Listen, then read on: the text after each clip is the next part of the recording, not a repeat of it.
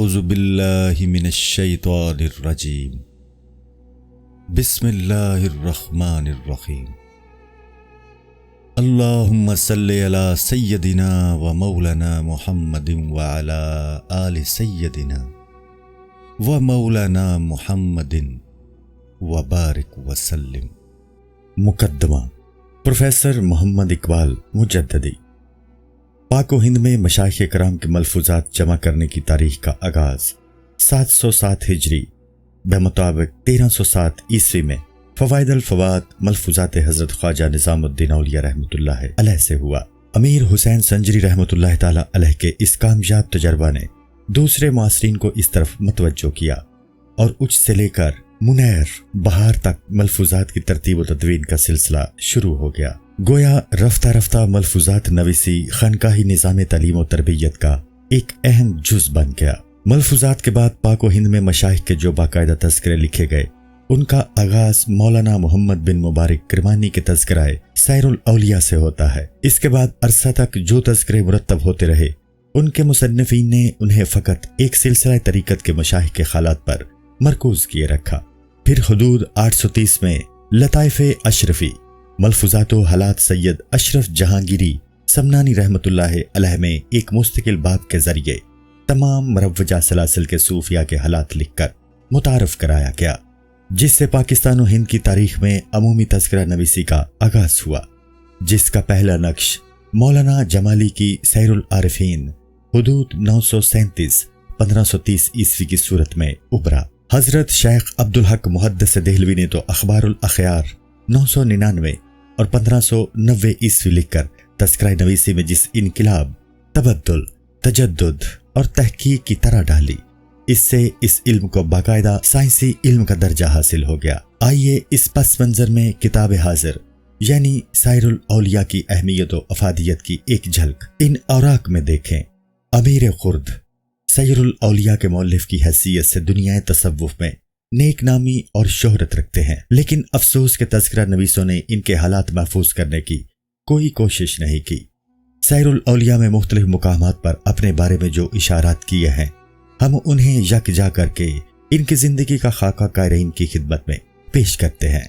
امیر نے خود لکھا ہے، یعنی میں، میرا بیٹا اور باپ دادا حضرت سلطان المشائخ خواجہ نظام الدین اولیاء رحمۃ اللہ تعالی علیہ کے خدمت گاروں میں سے تھے۔ فرماتے ہیں کہ جب میری ولادت ہوئی تو میرے جد پدر سید محمد کرمانی جو کہ حضرت بابا فرید الدین شکرگنج رحمۃ اللہ تعالی علیہ کے مریدین میں سے تھے، اور مولانا شمس الدین دام خانی جو کہ میرے نانا اور حضرت سلطان المشائخ خواجہ نظام الدین اولیاء رحمۃ اللہ علیہ کے ہم سبق تھے، میرا نام تجویز کروانے کی غرض سے حضرت سلطان المشائخ کی خدمت میں گئے۔ سید محمد کرمانی نے کہا کہ اس بچے کا نام آپ رکھیں۔ آپ نے قدرے تامل کے بعد فرمایا کہ میرا نام محمد ہے اور ان کے دادا کا نام بھی محمد، اس لیے ہم اس خرد سال کا نام محمد تجویز کرتے ہیں۔ خود لکھتے ہیں کہ جب میں سن بلوغت کو پہنچا تو اپنی والدہ کی سید جمیلہ اور جد مادر کی شفقت سے حضرت خواجہ نظام الدین اولیاء کے حلقہ ارادت میں داخل ہوا۔ مصنف جب حضرت خواجہ کی خدمت میں حاضر ہوئے تو ان کے دو بھائی سید لقمان اور سید داؤد بھی ہمراہ تھے۔ مولانا شمس الدین نے حضرت خواجہ سے عرض کی کہ سید مبارک کے فرزند کو اپنا حلقہ ارادت میں شامل کر لیں، تو حضرت نے فرمایا کہ یہ میرے ہی فرزند ہیں۔ بیعت کے بعد حضرت نے ان کے سر پر کلاه رکھی۔ اس وقت حضرت پر گریہ اس قدر غالب تھا کہ انہیں تلقین نہ کر سکے، لیکن ان کا اصل مقصد اپنے آباء و اجداد کی سنت کے مطابق حضرت کے سایہ شفقت میں پرورش پانا تھا، سو وہ انہیں حاصل ہو گیا۔ لکھتے ہیں پرورش کا یہ زمانہ مصنف کا خاصا ابتدائی جوانی معلوم ہوتا ہے، جبکہ وہ حضرت کی مجالس کے سخنان سمجھنے کا ادراک بھی نہیں رکھتے تھے۔ لکھتے ہیں مؤلف حضرت سلطان المشائخ کے مدرسہ میں معروف علماء سے علم حاصل کرتے رہے، چنانچہ لکھتے ہیں دکن جانے سے پیشتر مؤلف سے کہا گیا حضرت شیخ نصیر الدین محمود چراغ دہلی رحمۃ اللہ علیہ سے بیعت کر لو، تو مؤلف نے جواب دیا کہ حضرت خواجہ نظام الدین اولیاء سے بیعت ہوں، انہوں نے میرے سر پر کلاه بھی رکھی تھی، لیکن مؤلف اس وقت ان سے بیعت نہ ہوئے، بعد میں حلقہ ارادت میں شامل ہوئے۔ مؤلف کے ایک معاصر و مسترد تذکرہ نویس ख्वाजा निज़ाम गरीब यमनी लिखते हैं कि हज़रत शेख अब्दुल हक मुहद्दिस देहलवी रहमतुल्लाह अलैह ने लिखा है कि हज़रत ख्वाजा निज़ामुद्दीन औलिया रहमतुल्लाह अलैह की वफ़ात के बाद मौल्लफ़ ने हज़रत ख्वाजा नसीरुद्दीन महमूद चिराग देहलवी रहमतुल्लाह ताला अलैह से तरबियत हासिल की। मौल्लिफ़ के दीगर औज़ा भी हज़रत निज़ामुद्दीन रहमतुल्लाह ताला अलैह से मुंसलिक थे। सैयद कुतुबुद्दीन हुसैन किरमानी और सैयद कमालुद्दीन किरमानी इनके चचा थे, जिन्हें मोहम्मद बिन तुगलक ने मुख्तलिफ ओहदे देकर मरकज़ से मुंतशिर कर दिया। सिलसिला चिश्तिया के हजरात को जब जबरन दिल्ली से बाहर मसलन दक्कन भेजा गया तो साहबे सैरुल औलिया भी दौलताबाद में नजर आते हैं। आंजानी प्रोफेसर मोहम्मद हबीब ने मौल्लफ़ के परेशान कुन बयानात से और गालिबन उनके नाम के साथ लफ्ज़ अमीर की मुनासिबत से क्यास अराई की है कि उन्होंने अपने अजदाद की सुन्नत के खिलाफ बादशाह की मुलाजमत इख्तियार कर ली थी। वो लिखते हैं, Whether my conclusion that Mr. Khur's sin consisted in entering government service be correct or not, he insists that he returned to Delhi in condition of mental worry and distraction. नेज़ उनका ख्याल है कि मौल्लफ़ ने दक्कन से पहले ख्वाजा नसीरुद्दीन महमूद के हल्काए इरादत में शामिल होने से इनकार कर दिया था, जिसका मतलब यह है कि मौल्लफ़ नौजवानी में दिल्ली से दक्कन गए थे। साले विफात मौल्लफ़ की ज़िंदगी का ये खाका है कि जो उन्होंने अपनी किताब सैरुल औलिया में खुद पेश किया है। इसके बाद की ज़िंदगी पर मुकम्मल पर्दा पड़ा हुआ है, यहाँ तक कि मौल्लफ़ का साले विफात भी किसी मुअस्सिर या करीबुल अहद तज़किरा नवीस ने नहीं लिखा। कम अज़ कम हज़रत शेख अब्दुल हक मुहद्दिस देहलवी ने अखबारुल अख़यार के लिए जिन माखिज़ से इस्तिफ़ादा किया है वो उनके साले विफात से खाली हैं। सिर्फ मुफ्ती ग़ुलाम सरवर लाहौरी मरहूम ने एक नायाब किताब शजरा चिश्तिया के हवाले से, जिसका साल तसनीफ भी हमें मालूम नहीं है, साहिब सैरुल औलिया का साल विफात 707 हिजरी लिखा है। ईरानी फाजिल सईद नफीसी ने 1965 में अपनी किताब तारीख नज़्म नसर दर ईरानो दर ज़ुबान फ़ारसी की जिल्द 2 में एक तकमुला का इजाफा किया है, जिसमें मौल्लफ़ सैरुल औलिया का मुख्तसर हाल भी लिखा है। हमारा कयास है कि सईद नफीसी ने ये हालात स्टोरी की किताब पर्शियन लिटरेचर से बगैर हवाला तर्जुमा करके शामिल किताब कर लिए हैं। स्टोरी ने इस बाब में वो सने 771 हिजरी और 770 हिजरी लिखे हैं, लेकिन दोनों सने में मरने वालों के नाम की बजाय he died in 711 and he died in 770। अब अगर सियाको सबाक के साथ गौर किया जाए तो पहले साल वफात से मुराद मौल्लिफ़ के वालिद सैयद मुबारक और आखिरी सने वफात खुद साहबे सैरुल औलिया का है। दोनों सने में चूंकि मरने वालों के नाम दर्ज नहीं थे, इसलिए नफीसी साहब को सहव हो गया और उन्होंने मौखर ज़िक्र 707 हिजरी को गालिबन तबात की गलती से 790 हिजरी बन गया है। लाजानी तौर पर हालात के दरमियान लिख दिया और 711 हिजरी को मौल्लफ़ का साल वफात समझ लिया। बहस का हासिल यह है कि मुफ्ती गुलाम सरवर का दर्ज करदा साल वफात 770 नफीसी मुकाबला में ज्यादा मोतबर है। सैरुल औलिया किताब सैरुल औलिया 10 अबवाब पर मुश्तमिल है। बाब अव्वल हज़रत नबी करीम सल्लल्लाहु अलैहि वसल्लम से लेकर हज़रत ख्वाजा निज़ामुद्दीन औलिया रहमतुल्लाह अलैह तक और बाकी अबवाब हज़रत ख्वाजा के खुलाफा के अहवाल व मलफूजात से ममलू हैं। बाब शशम तदहम में तसव्वुफ़ के मुख्तलिफ अमूर पर बहस व तमहीस है। यह किताब मौल्लफ़ ने किस सन में लिखनी शुरू की और पाया तकमील तक कब पहुंची, इसका मौल्लफ़ ने कहीं जिक्र नहीं किया। ताहम उन्होंने लिखा है कि इसकी तालीफ के वक़्त मेरी उम्र 50 साल थी, लेकिन यह हतमी है कि उन्होंने इसकी तालीफ का आगाज़ फ़ैरोज़ शाह तुगलक 752 हिजरी तक 790 हिजरी के अहद में किया और ऐसा मालूम होता है कि ज़माना वफ़ात 770 हिजरी तक उसमें इस्लाह व अज़ाफ़ा करते रहे। आइए इन मुख्तसर तारफ़ी सतूर के बाद इसका कदर मुफस्सल जायज़ा लें। मशाइख़ चिश्त के तज़किरों और मलफूज़ात में से फ़वाइदुल फ़वाद, दुर्र निज़ामी और खैरुल मुजालिस के बाद सैरुल औलिया को ख़ास अहमियत हासिल है। मशाइख़ चिश्त के मुख्तलिफ अदवार में से दौरे अव्वल की सबसे ज़्यादा तफसीलात इसी सैरुल औलिया में मिलती हैं। सूफिया के अक्सर तज़किरा निगारों ने इसे सनद के तौर पर इस्तेमाल किया है। मुअस्सिर और करीबुल अहद तज़किरा नफीसों में से बाज़ की आरा पेश की जाती हैं। साहिब लताइफ़ अशरफी जो हज़रत अशरफ जहांगीरी समनानी मतवफ़ी हदूद 830 हिजरी के मलफूज़ात पर मुश्तमिल है, इसके जामे हज़रत गरीब यमनी है।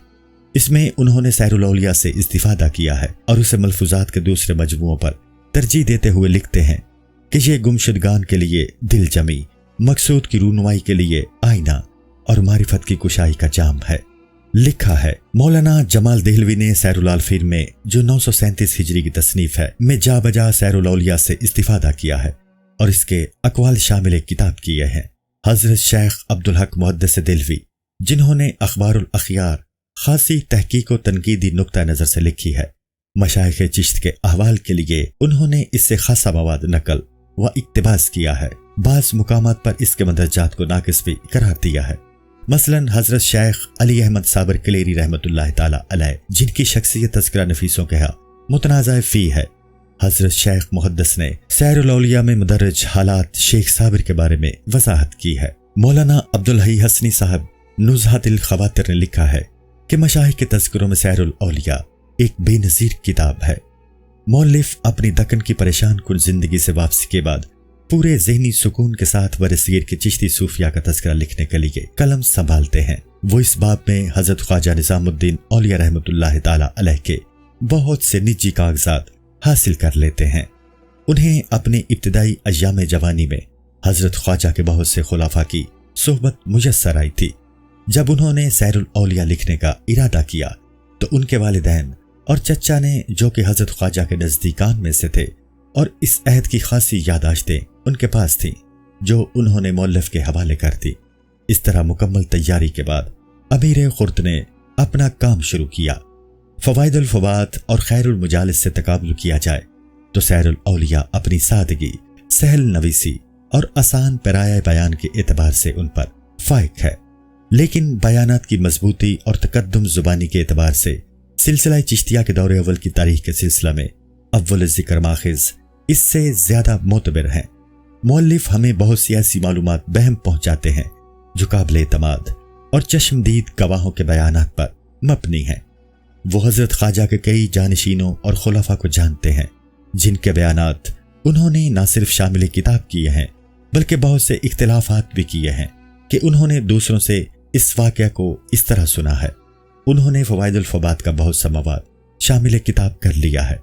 مؤلف کو حضرت خواجہ نصیر الدین چراغ دہلوی رحمۃ اللہ تعالی علیہ کے ملفوظات خیر المجالس سے واقفیت حاصل نہیں تھی، اگرچہ وہ سیر الاولیاء سے قبل مکمل ہو چکی تھی۔ ایسا معلوم ہوتا ہے کہ وہ اس کے جامع مولانا حمید شاعر قلندر سے کبھی نہیں ملے۔ انہوں نے حضرت شیخ نصیر الدین محمود کے جو ملفوظات سیر الاولیاء میں درج کیے ہیں وہ براہ راست ان کی اپنی شنیت ہے، وہ خیر المجالس سے ماخوذ نہیں ہے۔ گویا حضرت چراغ دہلوی کے حالات و ملفوظات پر خیر المجالس کے بعد دوسرا معاصر ماخذ سیر الاولیاء ہے۔ سیر الاولیاء میں عہد سلاطین کے بہت سے سیاسی، سماجی اور معاشی اشارے ملتے ہیں۔ یہ نکات تاریخی اعتبار سے شک و شبہ سے پاک ہیں۔ رہیں سیاسی کتب تاریخ تو وہ سماجی زندگی کے آثار اور علماء و صوفیاء کے حالات سے کلیتاً خالی ہیں۔ دراصل تذکرہ نفیسوں نے تذکرہ نفیسی کے فن کو بلا وجہ نہیں اپنا لیا، اور یہ خیال بھی خام ہے کہ صوفیاء نے اپنی مدح سرائی کے لیے اپنے ملفوظات مرتب کروائے اور اپنے حالات پر تذکرہ لکھوائے، بلکہ تذکرہ نویسی شعوری طور پر سیاسی کتب تاریخ کی اس ناانصافی کو محسوس کر چکے تھے۔ کئی تذکرہ نگاروں نے واضح الفاظ میں اس کی شکایت بھی کی ہے۔ مثلا محمد گوئی شتاری نے گلزار ابرار 1023 ہجری میں قاضی منہاج سراج کی طبقات ناصری میں اس وقت کے علمی اور مذہبی حالات سے کلیتاً اجتناب کرنے پر ناپسندیدگی کا اظہار کیا ہے۔ سیر الاولیاء میں جو بہت اہم سیاسی نکات درج ہوئے ہیں، ان میں محمد بن تغلق 752 سے 790 ہجری کی دکن پالیسی خاص طور پر قابل ذکر ہے۔ محمد بن تغلق کی اس پالیسی سے دہلی کے علماء مشاخ کی مرکزیت و اجتماعی حیثیت کو بڑا نقصان پہنچا تھا۔ خصوصاً سلسلہ چشتیہ کی مرکزیت ختم کرنے کے لیے اس سلسلہ کے اکابر کو جبراً سیاست میں آلودہ کر کے دور دراز مقامات پر بھیج دیا، جس سے سلسلہ چشتیہ کا ابتدائی دور مکمل طور پر ختم ہو کر رہ گیا۔ سلسلہ چشتیہ کے صوفیاء کے تذکروں میں اس کے اس رویہ پر بڑی کڑی تنقید کا سبب بھی یہی ہے۔ پیش نظر کتاب سیر الاولیاء میں بھی اس قسم کے بہت سے واقعات درج ہیں، جن کا مطالعہ تاریخ میں دلچسپی رکھنے والوں کے لیے لطف سے خالی نہیں ہوگا۔ سیر الاولیاء کے متعدد کلمی نسخے دنیا کے کتب خانوں میں محفوظ ہیں، جن کی تفصیل کے لیے ملاحظہ ہو مسٹر سی اسٹوری کی کتاب پرشین لٹریچر۔ سیر الاولیاء کا فارسی متن 1302 हिजरी में पहली मर्तबा चरंची लाल के इत्माम से मतबा मुहिब हिंद दिल्ली से शाया हुआ। ज़ेर नज़र तर्जमा इस मज़कूरा अशात अव्वल पर मबनी है। इस कदीम उर्दू तर्जमा को मकतबुल किताब लाहौर बसूरत अक्स शाया करने की सादत हासिल कर रहा है। सैरुल औलिया का एक तकमला भी लिखा गया था, खासे की चीज है। ये ज़ीली तकमला फारसी में ख्वाजा गुल मोहम्मद अहमदपुरी ने लिखा था, जो मतबा रिजवी दिल्ली से 1312 हिजरी में शाया हुआ। अहकर मोहम्मद इकबाल मुजद्ददी 27 जून 1978 ईस्वी। अस्सलामुअलैकुम। पूरी किताब देखने के लिए हमारे YouTube चैनल सूफी समा की प्लेलिस्ट में जाएं। यहाँ आपको मुख्तलिफ बुजुर्गों की किताबें मिलेंगी और जो किताब पूरी ना हुई उस पर काम तेजी से हो रहा है और रेगुलर बेसिस पर अपलोड होती रहती हैं। आपसे गुजारिश है कि आप हमारे YouTube चैनल को सब्सक्राइब कर लें और बेल नोटिफिकेशन पर क्लिक कर लें ताकि हमारी आने वाली किताबें आपको मिलती रहें। जज़ाकुल्लाहु खैर।